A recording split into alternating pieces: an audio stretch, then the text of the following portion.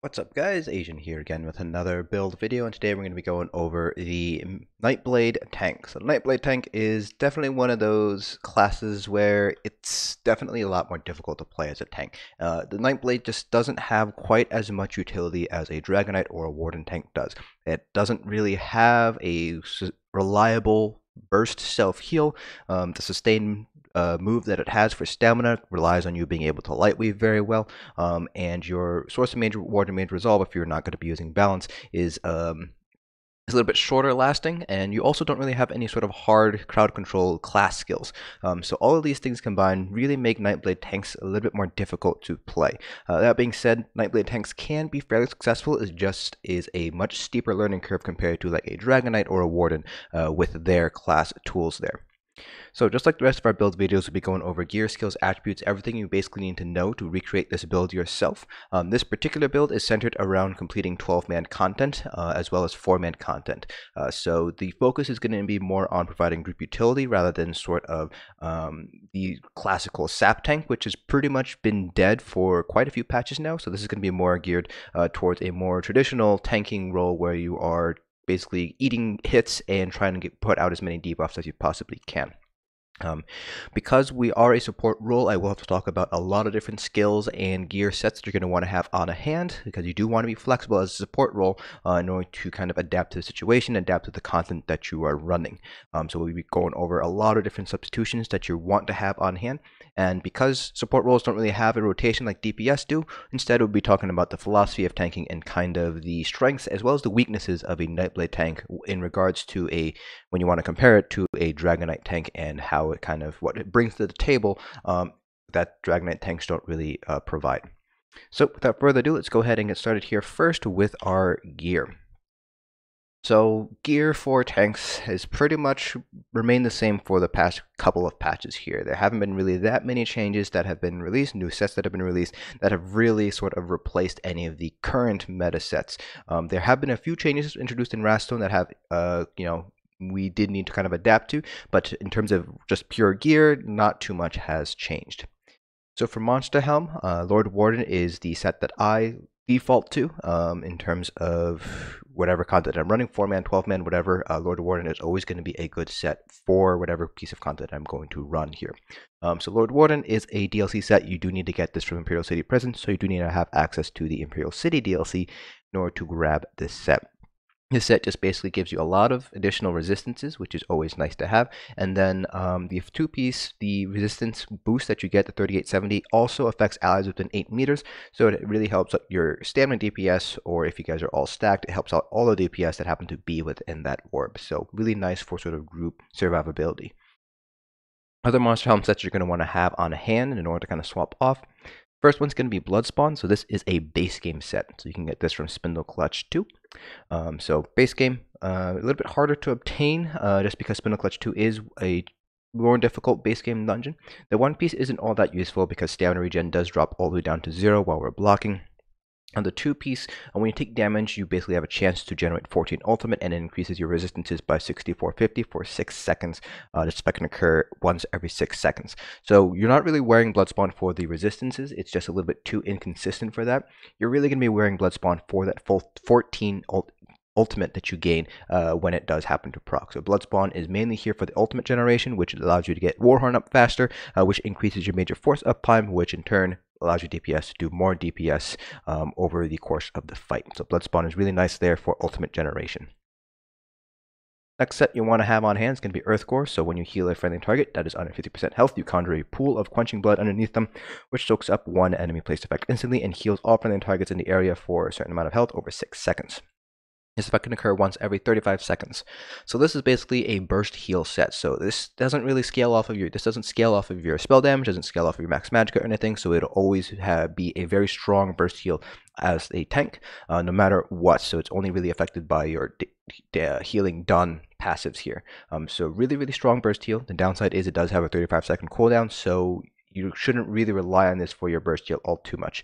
You'll really see this being used in Asylum and Cloud Rest in fights where having the additional burst heal is going to be nice to have, where you're taking large amounts of damage every 30 to 45 seconds or something like that. So that really kind of fits into Cloud Rest and Asylum more so than other trials.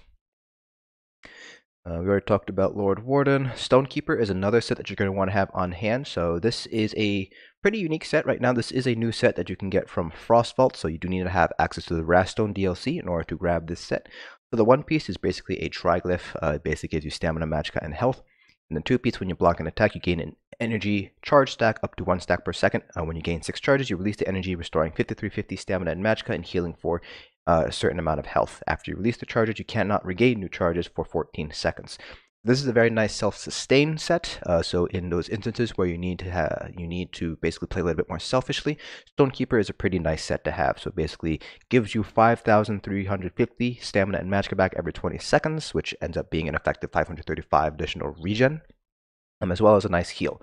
Now, if you're just using this for the heal, Earthcore is going to be a little bit better, just because it heals for you for more over a longer duration. So, in terms of just raw heals, Stonekeeper is not really going to be all that powerful when you compare it to Earthcore, but it does give you back resources. So, in fights where you do need the additional sustain, Stonekeeper is a pretty decent option. Symphony of Blades is the other Wrathstone Monster Helm set from Depths of Malatar. When you heal an ally who's under 50% of their primary resource, you grant them Meridia's Favor, restoring 23-25 magicka or stamina, whichever max is higher every second for 1 second. This effect can occur every 18 seconds. So the heal an ally basically means it cannot proc on yourself, it can only proc on other people. In order to proc Symphony of Blades, Nightblades are actually in a pretty good spot overall, at least compared to like a Dragon Knight, because one of your heal abilities that you should have down is going to be Refreshing Path. So that does have a sort of conal, it does have a little bit of a range to it, so you can actually practice on your allies that way.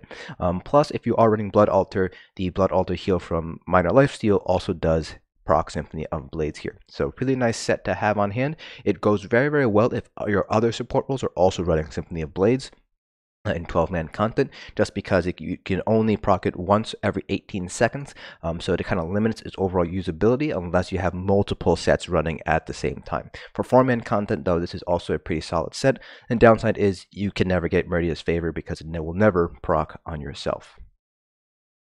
And finally, Thurvokun. Thurvokun is another DLC set, so this comes from Fang Lair, so you need to have access to Dragonbones DLC in order to grab this set. When you take damage from any enemy, you summon a growing pool of desecrated bile for 8 seconds. The enemies in the bile take X amount of disease damage every second and are afflicted with minor maim and minor defile for 4 seconds, reducing their healing done and healing received and health recovery by 15%. This effect can occur once every 8 seconds. So this is your source of minor maim. This is an AoE source of minor maim. So tanks already have a single target source of minor maim through heroic slash, but very few tanks, in fact it's only the Dragon Knights that have a class ability that applies minor maim to multiple enemies at once. So this is going to be very useful in trash pulls, particularly in places like Dragonstore Arena or Black Rose Prison, where you have a lot of trash that you might want to reduce the damage that they are dealing to your allies. So Thurvokun is a pretty nice set to hold on to in those instances there, because again, only Dragon Knights have an AoE minor maim, and this just allows you to really apply minor maim to everything around you. It lasts for 8 seconds and it's on an 8-second cooldown, so it pretty much will always be on your enemies. And so those are pretty much all of your different Monster Helm sets that you can hold, you should have on hand in order to swap off wherever you need. Now for our 5-piece sets, the first set is going to be Ebon Armory. This is a heavy armor set that you can get from Crypt of Hearts, so base game set here. It's going to be the best support set a tank can wear because of that increase in max health. This basically allows your DPS to spec more into damage, into raw damage, and have to worry a little bit less about their max health. So very, very strong utility set, probably one of the strongest utility sets that a tank can wear to help support the group in the game right now. Second probably only to Alkosh, which is actually our second set. So Alkosh is our second set. This is a medium armor set that you can get from the Trial Maw of Lorcage. So you do need to have access to the Thieves Guild DLC in order to get this set here. So right off the bat, you would think that this is a DPS set because you have weapon crit, minor slayer, and weapon damage, but it's a 5-piece that really sort of puts it into the realm of a tanking set rather than a DPS set. When you activate a synergy, you send a shockwave from your position that deals a certain amount of physical damage over 10 seconds. But the secondary effect is that it reduces the physical and spell resistance of any enemy hit by 3010 for 10 seconds. Now, this reduction does stack with the Crusher enchant, it does stack with Major Breach, Major Fracture, so this is a really, really strong support set. So remember that reducing enemy resistances basically allows DPS to hit a lot harder, and this is the largest reduction in resistances in the game right now. It's even greater than an Infused Torug's Crusher enchant on a two-handed weapon. So this is a very, very powerful support set that all tanks should be getting if you intend on running 12-man content. It's a little bit weaker in 4-man content because you have fewer sources of synergies, but still a very nice set to hold on to, even for 4-man content. Now, for other sets that you're going to want to have on hand, the first set is going to be Akaviri Dragonguard. So this is a heavy armor set that is dropped from Eastmarch, so you can farm it yourself or you can buy it off of guild traders. There are actually a few unique, sturdy, small pieces that you can get. I believe it's the gauntlets and the belt that you can get from quests. So the 5-piece reduces the cost of your ultimate by 15%. This is very similar to Bloodspawn, just basically allows you to get Warhorn up a lot faster, which gives you higher major force uptime, which increases the group DPS. It's a really nice support set to hold on to, and also fairly easy to obtain because you can buy it off of guild traders. Another set, let me see if I can find them all. I have a lot of sets here right now. The Hide of the Werewolf. So this is a medium armor set that is dropped from Glenumbra. So one of the things that Nightblade tanks have an advantage over compared to Dragon Knight tanks is their faster ultimate generation. So this just basically allows you to generate even more ultimates, even faster, so get your Warhorn up a lot faster. So again, medium armor set that is dropped from Glenumbra, so you can farm it yourself or you can buy it off of guild traders. Now, because it is a medium armor set, very similar to Alkosh, you want to have it on your jewelry and weapons, so that way you are basically minimizing your overall resistance, your loss in resistances. So definitely a set that I would recommend Nightblade tanks pick up because you want to sort of maximize your ultimate generation to kind of play to your strength. Jailer's Tenacity is another set that you're going to want to consider picking up. So this is a heavy armor set that is dropped from Moonhunter Keep, which is a dungeon. So you do need to have access to the Wolf Hunter DLC in order to grab this set. So when you lose 7,000 or more health from a single attack, you gain Major Vitality for 5 seconds, increasing your healing received by 30%. Now, you can already see that the proc condition is fairly limiting. So you need to lose 7,000 or more health from a single attack. So fairly limiting. If you could just take a look at our current max health, that's a little bit less than 20% of our overall max health. So this is really more of a niche use set. So in dungeons that you might be taking very large hits very often, or 12-man content where you're taking large hits very often, Jailer's Tenacity ends up being a very strong set. But if you're in a position where you're not going to be getting hit by those huge hits very often, Jailer's Tenacity does lose a lot of power here. I've seen it used most often in Cloud Rest to kind of combat the Baneful Mark debuff that's applied to you in Execute. That's really one of the main sets. You can also use it to good effect in Asylum as well, either as the off tank or the main tank, but that proc condition does limit Jailer's Tenacity's usability a little bit. A few other sets here I want to bring up, just gotta find them all. Plague Doctor. So this is a very, very selfish set. So this is a heavy armor set that is dropped from Deshaun, so you can farm it yourself or buy it off of guild traders. Now, the 2, 3, 4-piece bonuses are the exact same as Ebon, but the 5-piece is a selfish, large boost to your own personal max health. So if you do need to play a little bit more selfishly, you need a little bit more survivability than what Ebon can provide, then Plague Doctor is a good set to have on hand. And the last set that I want to talk about, if I can find it, it's going to be, is War Machine. So Nightblades do have a very cheap class ultimate in Incapacitating Strike. So that basically allows War Machine to see some limited use in 4-man content. You're not really going to be using it in 12-man content all too much. So when you use an ultimate, you and your closest 2 allies within 28 meters of you gain Major Slayer for 10 seconds, which increases your damage done to dungeon, trial, and arena monsters by 15%. So you can already see it's going to be more useful in 4-man content compared to 12-man content.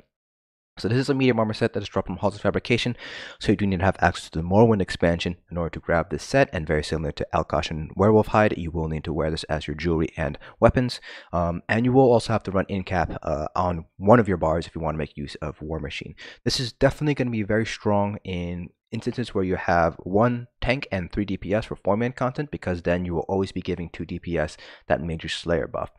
You're not really going to be seeing this used all too often in 12-man content, and even in 4-man content it does require you to kind of be very aware of your surroundings and really have the confidence to sort of self-sustain your own health, because typically speaking this is going to be best used again when you have 1 tank, 3 DPS.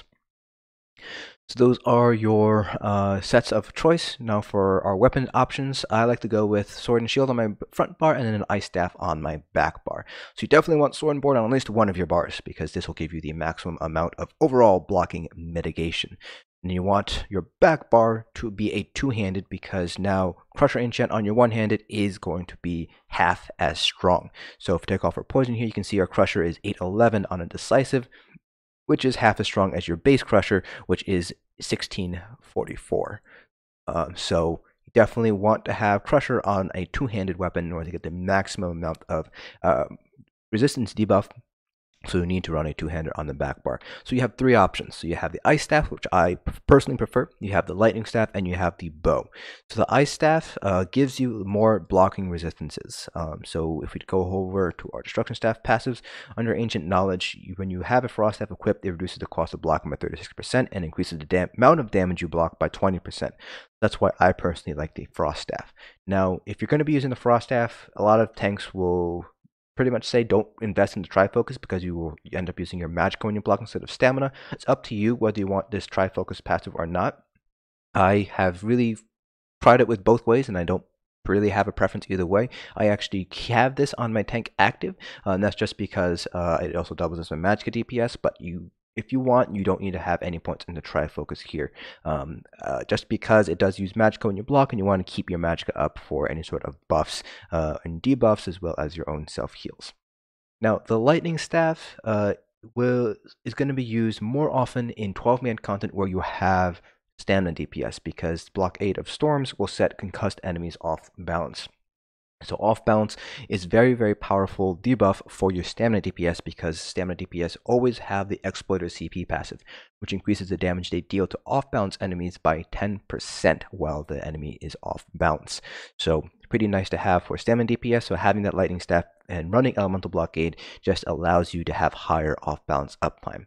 Now for the bow back bar, that's going to be reserved for the most advanced tanks in the game. And that's just because bow gives you more DPS compared to the destruction staff. Again, because you have higher stamina, typically speaking, than your max magicka. You have higher stamina and higher weapon damage. So a lot of endgame tanks will be running Endless Hail or Venom Arrow for the interrupt on their back bar if you are using a bow back bar. And that is just to, one, keep your Crusher Enchant active, but also two, to provide some additional DPS so you can get through content a little bit faster that way. So I would say bow is one of those back bar weapons that you should only really be using once you are very comfortable with the content and you are trying to push for a faster time or a higher score. Now in terms of traits, enchants, so traits and enchants, they kind of fall into two camps here.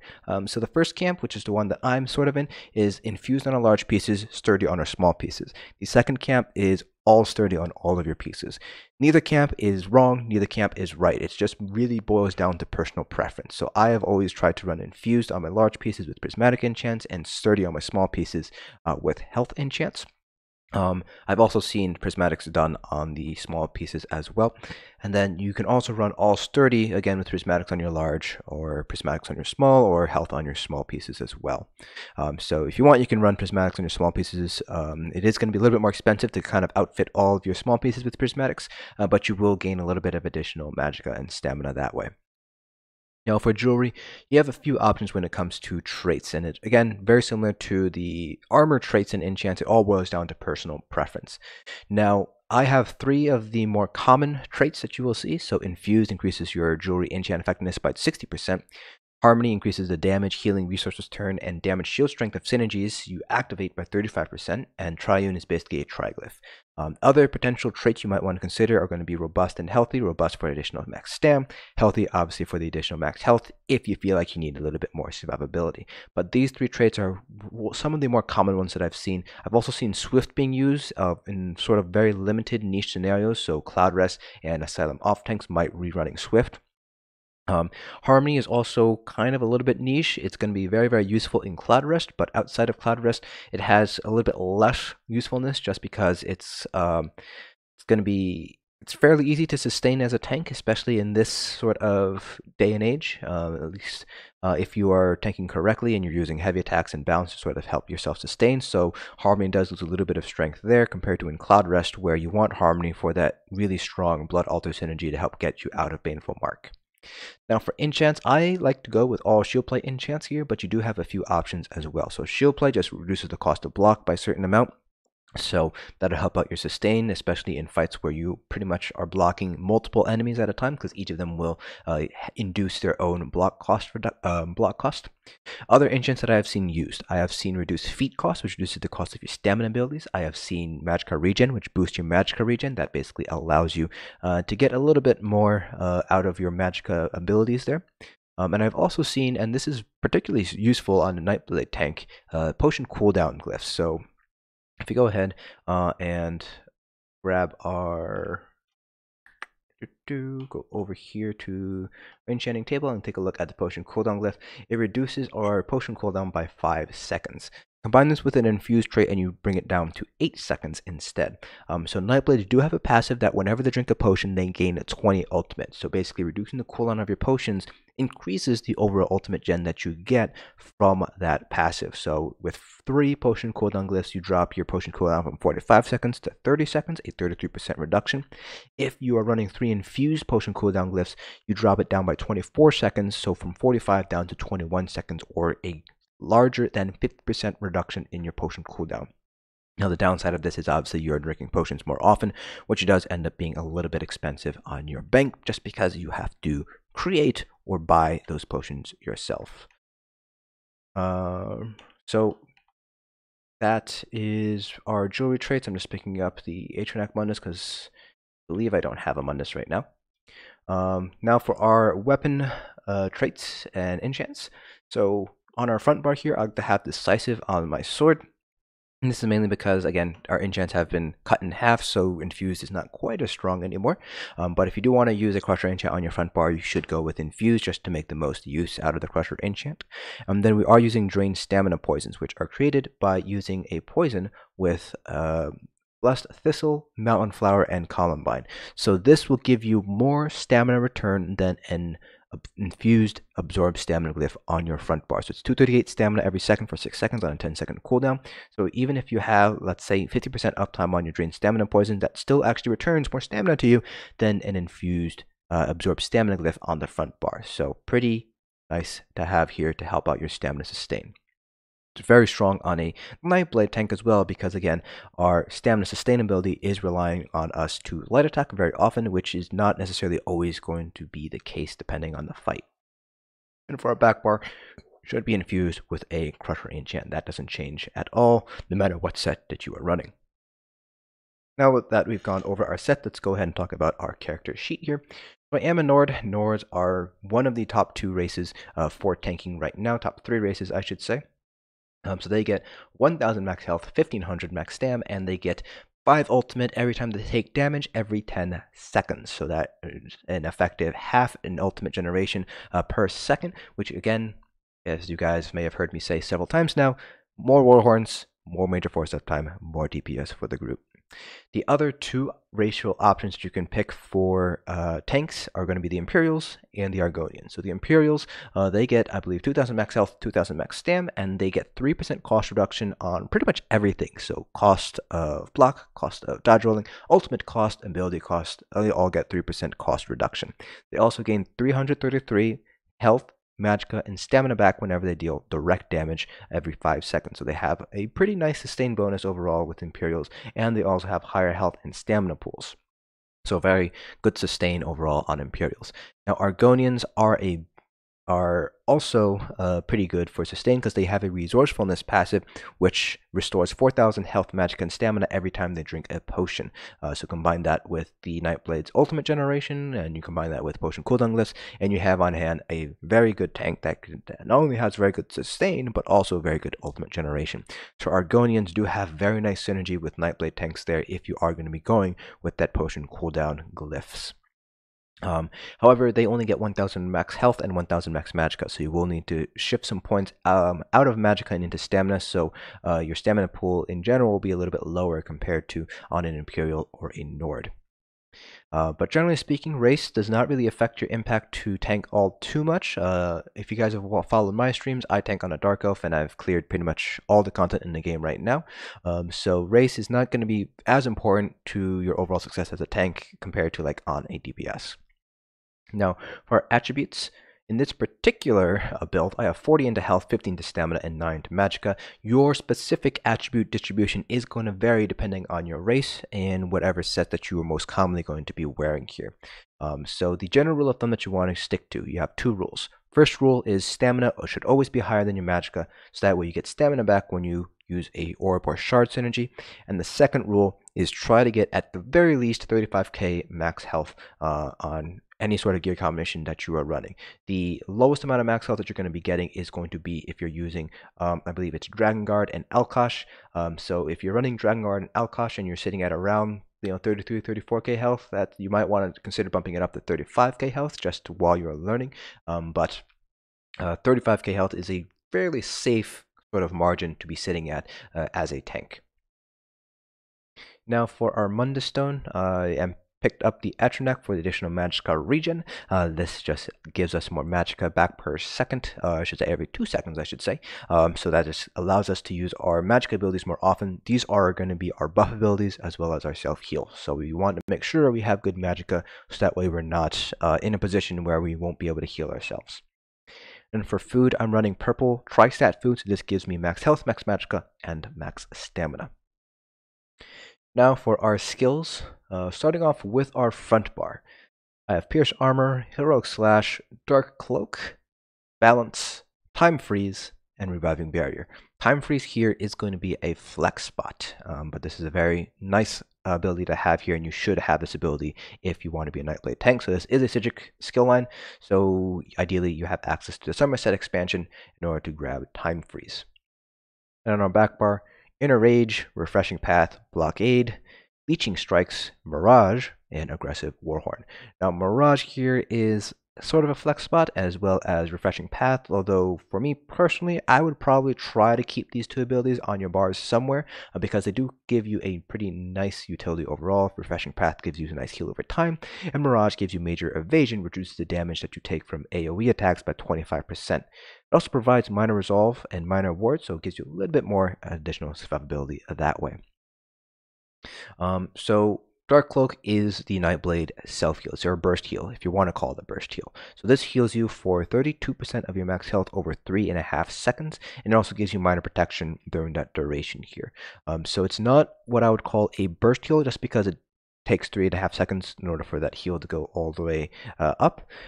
But it is the only real self-heal option that we have that is considered bursty enough to kind of be considered a bursty self-heal. So it's not quite as strong as Green Dragonblood on a DK. It is definitely stronger than Polar Wind, which heals you for 10% plus an additional, I believe, actually no, I think it heals you for 15% and then additional 10% afterwards. So this does heal more health over time compared to Polar Wind on a Warden, but it is not immediate like Green Dragonblood is. But you do need to have a self-heal, so Dark Cloak is your best option because Refreshing Path, as you can see, is a measly 830 on a tank every 1 second, so not really something you want to rely on as a self-heal. Now, in terms of other abilities that you might want to have on hand, so for your flex spots, so don't really need Piercing Mark. Some people like to have Piercing Mark, but it's not absolutely necessary because Major Fracture and Major Breach are already applied with Pierce Armor, but some people like it for whatever reason. If you need like an additional healing ability, you can also run Funnel Health if you'd like. It's not going to be very strong, as you can see here. It only hits for 2k and it heals for a percentage amount of the health inflicted every 2 seconds. So this does heal a little bit more than Refreshing Path does, because about half of 2k is about 1k, so it does heal a little bit more, at least per tick, but it's every 2 seconds compared to every second for Refreshing Path. So I personally would not recommend running Funnel Health. I would just stick with Refreshing Path instead. Refreshing Path also does have the advantage of proccing Shadow Barrier, which gives us our Major Ward, Major Resolve if you decide not to run Balance. Let's see. That's pretty much it here. Under your class skill trees, under your one-handed shields, you might want to consider picking up Absorb Magic. So this basically reduces the cost of blocking by 8% and also increases the amount of damage you can block by 8%. It's going to be a little bit less just because of damage mitigation formula, but the main reason for this you might want to run Absorb Magic is the fact that if you use it and you get hit by a spell projectile, it heals you. So pretty nice to have in certain fights. For example, Cloud Rest, if you are a tank in the Shadow Realm, you can use Absorbent Magic to basically eat both Zamada's heavy attack and the little projectiles that the orbs spit out while they're up downstairs. Let's see here. Under the Fighter's Guild line, you might also want to pick up a Circle of Protection. Either morph, I personally prefer Ring of Preservation. This just provides amount of protection to your allies within 5 meters. So this is going to be used more often in fights where you're going to be stacked up. In Execute, for example, the classic example would be Assembly General and Halls of Fabrication. Very useful to have, so I would recommend picking this up just in case you do need to run it in those few scenarios. Under the Sigil Order skill line, you can also run Deep Thoughts instead of Balance, so that way you don't have to give up health for Magicka. So Deep Thoughts will also heal you and restore Magicka and Stamina, so pretty nice for sustain. You will not be able to block because this is a channeled ability, but you do gain, if you have the passive, if you have the Liberation, you do get major protection there. So you do get some damage mitigation, but it's not going to be as strong as just pure blocking. You can replace Balance in this instance, and that's just because you don't really need to use it for the Major Ward, Major Resolve. It's nice for the Magicka, but you do need to give up health in order to use Balance. So if you have access to Deep Thoughts, then it is going to be nice to have that, and as long as you're laying down Refreshing Path every time it goes down, you should have 100% uptime on Major Ward and Major Resolve that way. Under the Undaunted skill tree, Overflowing Altar or Sanguine Altar are good options to have. Typically speaking, this will be used on a healer rather than on a tank, but nonetheless, it is still a useful ability to have on hand for the Minor Lifesteal application as well as the Blood Feast synergy. Bone Surge is an ability that you might want to consider picking up as well. You're not going to be using this for the damage shield. This is going to be used for the synergy, which provides major vitality to anybody who activates it and up to 3 other people around them.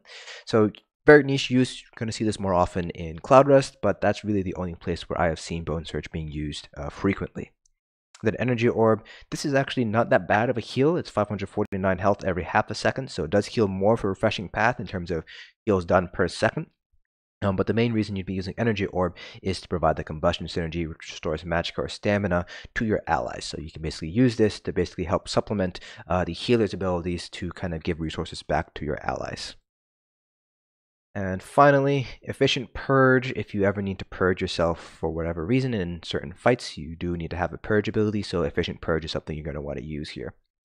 Now, you will notice here that Nightblade do not have a hard CC in any of their class abilities, which is why we pretty much have to use Time Freeze in order for our CC. So if you need a hard CC, you have 2 options. Either Time Freeze, which is a hard CC, or you can use Blockade of Frost with an Ice Staff, which is a soft CC because it's a snare rather than an actual immobilizations. Alright, so that's pretty much it for our skills. Now, if you are going to be using War Machine, you will need to run Soul Harvest or Incapacitating Strike on the front bar here. I personally would go with Soul Harvest because you get the additional 10% 10 ultimate anytime an enemy is killed. I do believe you need to be the one to deal the killing blow, so you won't necessarily be getting that 10 ultimate every time, but it is still nice to have the additional ultimate generation option here. So if you ever need to use Warhorn, you can just be on your front bar, get some Soul Harvest ultimate in, and then just swap to your back bar and use Warhorn there. Your other 2 class ultimates are also good options for front bar ultimates. The Bolstering Darkness provides you and your allies major protection for anybody within 5 meters, so pretty nice to have for the damage mitigation. Again, very similar to Circle of Protection. You're really going to be using this in a few fights where everybody's going to be stacked up close enough to make use of Bolstering Darkness. Then you have Soul Siphon here, which is a heal. It's not going to be as strong as on like a Nightblade healer or even a Magicka DPS, but it's still a nice heal. It's relatively cheap. It's 150 ultimate. You have an immediate burst heal, and then you have an additional heal over time over 4 seconds, and you also give Major Vitality out. So these are numbers that are prior to the Major Vitality 30% healing received bonus. So this will actually heal 30% more than what you see on the tooltip itself. Plus, it also has an additional synergy as well that deals damage and additional healing as well. Now moving over to our CP. The CP cap is now 810, so pretty much identical between Murkmire and Wrathstone. So they did freeze the CP increase between Murkmire and Wrathstone. So you have 270 points to put across each of our 3 different constellation colors. Starting off with our green CPs, I do actually think I need to adjust these. So we're going with 64 in Arcanist, 49 into Nasty, 61 into Shadow Ward, 48 into Tumbling, and 48 into Warlord. The biggest things you're going to want to keep track of is Shadow Ward. You do want to get some cost block reduction, so I would put at least 61 points in the Shadow Ward here, but the remaining points can really be divided however you'd like. For example, you can take some points out of Tumbling or Warlord here and put them into Arcanist or Tenacity if you need the additional sustain that way. For our blue CPs, the most important CPs to get down are going to be Blessed and Elfborn for the additional healing done. So this increases your self heals, and this increases your crit heals that you do with Dark Cloak. So you can crit heal with Dark Cloak, and that'll increase the amount of healing that you get. So I have 75 and 81, but you can push both of these up to 100 if you would prefer, if you want to get that last 1% and kind of squeeze out as much as you can. Now, the other nodes in the blue CP trees are really focused more on DPSing, so you can really divide them up however you'd like. It's really up to you how you want to do it. Finally, for our red CPs, your red CPs are going to be a little bit different than DPS CPs because as a tank, you're taking a lot of different damage sources. So this particular setup I have is a very, very safe sort of distribution for any piece of content in the game. There might be a few pieces of content where you're going to want to shift some CPs around in order to maximize your mitigation depending on the damage that you're taking, but this is a very good overall setup for a more balanced approach. So 81 Ironclad, 61 Thick Skin, and 64 into both Hardy and Elemental Defender. Alright, so that is pretty much it for all the build information. So now let's go ahead and talk about your overall tanking philosophy as a Nightblade tank. So I've mentioned this earlier, but the main strength of a Nightblade tank comes from their ultimate generation. Anytime you drink an ultimate under the siphoning passive catalyst, whenever you drink a potion, you gain 20 ultimate. So like I mentioned when we talked about jewelry enchants, if you pair this with a potion cooldown glyph, you pair it with 3 potion cooldown glyphs, you get a lot of ultimate up per second here. So if you gain 20 ultimate and you have 3 potion cooldown glyphs, which brings down your potion cooldown to 21 seconds, you're pretty much gaining an ultimate a second. So you're able to pump out Warhorns very, very quickly as a Nightblade tank. So that is the main advantage that a Nightblade tank has over a Dragon Knight tank. The fact that you can pump out Warhorns faster than the Dragon Knight tank is able to push out. The other thing that Nightblade tanks do bring to the table that Warden and DK tanks are sort of lacking in is the sort of group healing that you're capable of providing. So Refreshing Path, even though it only deals 830 healing, it's still better than nothing, and Dragon Knights don't really have something like that. They do have a Cinder Storm, but yeah, that's as a heal, but not a lot of DK tanks will be running that usually. Refreshing Path, though, is pretty much a staple in Nightblade tanks, your skill set, because it does help proc Major Ward and Major Resolve here. In addition, you have a very easy source of Major Evasion through Mirage, as well as Minor Resolve and Minor Ward, so you do have a little bit of additional survivability involved. With the reduction from AoE attacks by 25% from Major Evasion, as well as the 2% additional mitigation that you get from Minor Resolve and Minor Ward. So you do have some advantages compared to DK tank. However, the drawbacks of a Nightblade tank are also must be noted as well if you want to compare Dragon Knights and Warden tanks to a Nightblade tank. The first thing is your stamina sustain is going to be a little bit worse. So Warden tanks have the Bullnetch and Dragon Knights have the Mountain's Blessing passive, but you are relying on Leeching Strikes here. So you do restore stamina, but you do need to either light attack or heavy attack in order to do so. Now, generally speaking, tanks, you should be light weaving anyways in order to get your poisons to go off, so it's not that big of a deal. Plus, when Leeching Strike ends, you get up to 40 to 70 additional stamina when it ends. So it's actually not that bad overall, but you do need to have it completely run out in order to get that burst of stamina back, versus, on a Dragon Knight where you can just, if you want to, spam Igneous Shields in order to get stamina back. So you do have a little bit of a harder time sustaining as a Stamina Nightblade, or Stamina Nightblade tank, but you should be heavy attacking, you should be light attack weaving, so this shouldn't affect you all too much. The biggest weakness, though, is the lack of a hard CC. So both Wardens and Dragon Knights have a hard CC. Meanwhile, you have to rely on Time Freeze, which is incredibly costly, and it has a 4-second duration until enemies are actually frozen in place. So it's very, very costly to use, and it's a 4-second duration. You have to make sure the enemies are staying within the Time Freeze during that 4 seconds. So Time Freeze about that large. So it actually covers a very large area, but if you take a look at how long it took in order for it to complete, very easy for enemies to potentially get out of that area there. So definitely a big weakness of Nightblade tanks overall. Of course, the other big weakness that we've already covered is the fact that the self-heal that you have goes over 3.5 seconds. So overall, not that bad. So if we bring our health down, all the way down, and let the balance debuff run out, so 3.5 seconds here. So this is what it will look like. And there we go. So you can see here that it does recover a very decent amount of health. So it does heal you per tick. So it's actually not that bad. But it's not a burst heal. So if you're all the way down at, let's say, 15%, let's say you just happen to eat a heavy attack and your healers are dead or something like that, a Dragon Knight, you can just hit Green Dragonblood and you can bring yourself almost all the way back up to full health, versus a Nightblade tank where you need to hit it and you basically need to hope the enemy doesn't hit you during that 3.5 seconds while you're gaining your health back. So it's a little bit more riskier that way. Now, Wardens do also have this same weakness in the fact that Polar Wind doesn't necessarily heal as much as Green Dragonblood does, but at the very least, Polar Wind has a burst heal. So if you absolutely need to, you can just spam Polar Wind in order to get that burst heal going. But Nightblade tanks, you have to wait that 3.5 seconds in order to get that full heal. So that's those are the two main weaknesses compared to a Dragon Knight tank. The lack of a hard CC and the fact that your burst heal does take some time in order to get your health all the way back up. But overall, generally speaking, the philosophy of a tank is pretty much exactly the same. So your goal is to taunt the enemy, stay alive, and buff and debuff in that order. So once you learn, how to survive on a Nightblade tank, debuffing and buffing comes pretty naturally. So the buffs that you want to maintain, obviously, are Blockade for the Crusher enchant, and then Heroic Slash for the Minor Maim and the Minor Heroism. So that way you can pump out Warhorns as soon as you possibly can this way. Other buffs that you want to maintain: Refreshing Path for the heal over time is nice to maintain. It is also your source of Major Ward, Major Resolve if you intend on using Deep Thoughts instead of Balance here. And then Mirage is also something you want to try to maintain as well for the additional damage mitigation. Then Leeching Strikes for your sustain. So pretty much everything on your back bar is something you're going to want to try to sustain as best you can, try to maintain. And then on your front bar, as long as you have Heroic Slash down, that's the only thing you really need to maintain here.